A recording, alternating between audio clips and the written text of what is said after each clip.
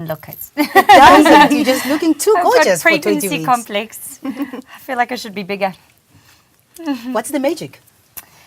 What, the magic of being pregnant? Yeah. It is such a magical At thing. your age.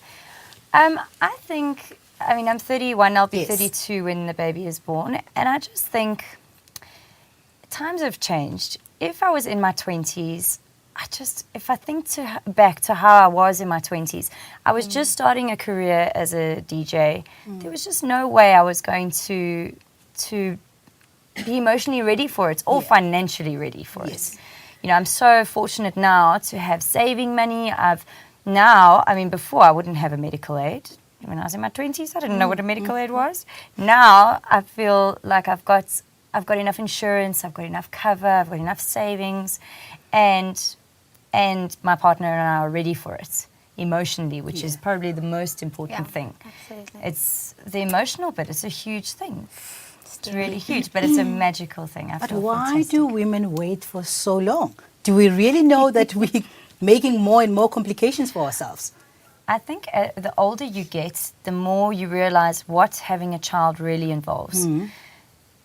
When you are in your teens, you just think, I always thought by the age of 25, I would be married, 2 children. That's what I always thought when I was in my teens. Yeah. Then you get to your 20s and you start to think, hold on a second, this isn't exactly how it goes. And the older you become, the more the reality sets in of what being a parent is all about. So I think that's to me the main thing. And we're also aware of the options like the doctor spoke about too. You know, I suppose that sort of eases your mind a bit. You're not going to wait too late, but there are options if there's complications. If you were to reverse back to 22, what would you do? And how would you do it? I would study and I would build a career before having a baby. And I think that's what the young girls are doing today, and that's why they're waiting. You know, they're a lot more sensible than I was back then. It was wonderful to have you all, and thank you so much. No, thank you very much. Thank you.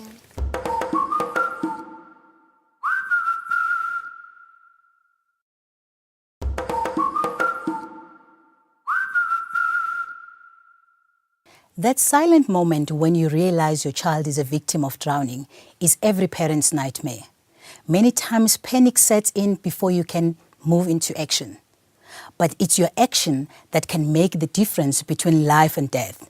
We ask paramedics to give us basic information on CPR.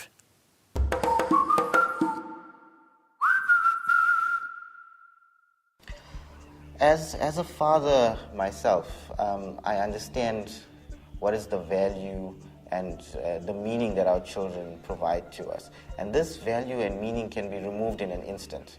I think every parent, every childminder, anyone that has any interaction with children must know CPR. So I would suggest rather get the relevant training, do a first aid and CPR course as soon as possible to equip yourself for that inevitable event that should something happen, you will be able to assist your child and save his life. We are simulating a drowning of a 5-year-old boy, and we will show you as a parent what are the necessary steps required to ensure that you save the life of your child. It is imperative that the parent removes the child from the pool safely. It's important to establish whether the child is awake or is unconscious. If the child is conscious, you want to try and get him to remain as calm as possible, and you want to remove him from the pool by positioning yourself behind him and ensuring that you maintain his airway. Once your child is out of the pool, you need to establish, is he conscious or not? To do this, you need to gently tap your son and evaluate, are you awake? Son, can you hear me? Son. If there is no response, you want to do a very simple maneuver to open your child's airway. By doing this, you want to place one hand on the forehead of your son and another finger below his chin. Gently pushing backwards, you open your child's airway. By doing this, you pull the tongue forward, ensuring that air is able to pass freely. Once you've opened the airway, you now need to establish, is the child breathing? You are able to accomplish this by looking, listening, and feeling. You look to see, is there adequate chest rise? You need to listen. Can you feel air against your cheek? And can you feel, is the air moving in and out of this child's lungs? If the child is not breathing or is breathing abnormally, you need to give this child 2 breaths. By doing this, by maintaining the airway, you need to pinch the nose shut and blow over 1 second. Once you see the chest rise, you need to stop. The reason behind giving 2 breaths is you are now providing oxygen into your child's lung. You are essentially breathing for him. If there are no signs of movement, you want to now start doing compressions for this child by drawing an imaginary line between the nipple line and using the heel of one hand to place that on the child's breastbone. You now want to push down at a rate of 30 compressions and 2 ventilations. The compressions need to be at a depth of approximately 1/3 the diameter of the child's chest. You need to do this almost 2 compressions per second to ensure your rate is about 100 per minute. The reasons behind doing the compressions is that you are now circulating this oxygenated blood to your child's brain. The importance of this is that if the brain does not receive oxygen within 6 minutes, permanent brain damage can occur. You need to continue with this ratio of 30 compressions to 2 ventilations until the paramedics arrive with definitive management or your child starts to show signs of improvement such as coughing, improved respirations and a return of pulse. If your child has now improved, you need to place him in the recovery position, and this is obtained by turning him onto his side and ensuring that his mouth is below the level of his arm. By doing this, you ensure that if there are any secretions from your child's abdomen, it does not flow into his lungs but exits out of his mouth. The importance of this is that you prevent secondary pneumonias as well as airway obstruction in your child. Once the paramedics have arrived, you need to hand over to them and let these professionals take over. You've done a sterling job of buying your child those precious moments until definitive management has arrived. The paramedics are trained in cardiopulmonary resuscitation and they will take over from now.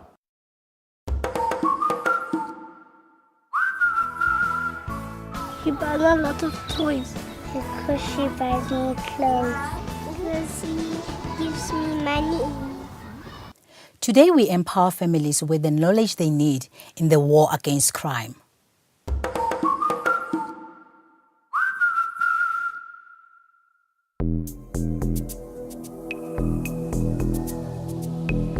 In my opinion, there are 2 types of crime. There's the crime of opportunity, which is when you and I do something silly, talking on our cell phone, overdressing, wearing too much jewelry when we go to the supermarkets, or that kind of thing, gates are left open, etc. But 70% of crime is coming from inside information. The criminals today are information gatherers. I believe we are fighting a war of information, and therefore it's important to teach the domestics and the gardeners how to pass on information without putting themselves in jeopardy.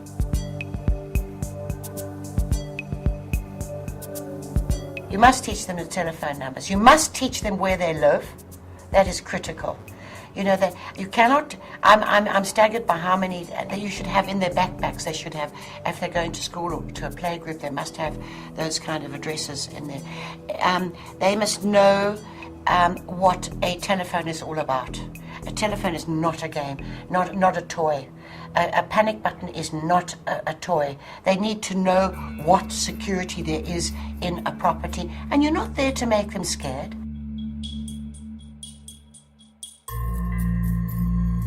Guns are an enormous incentive for criminals. It's one of the things that they are targeting.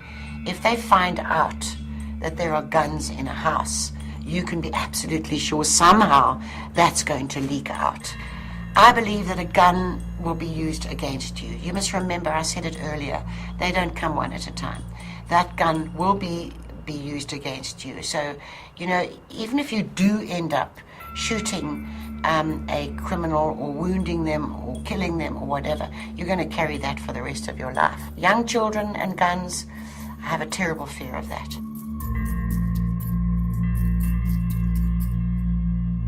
Know your neighbor. You don't have to like your neighbor, but you do need to know each other. When my best friend was attacked, Sandy, it was the neighbor who was peeping over the wall. It was the neighbor who was phoning the domestic and phoning the house. It was the neighbor who came to ring the bell because they could hear the little dog. Neighbors are terribly important. We need to look out for each other.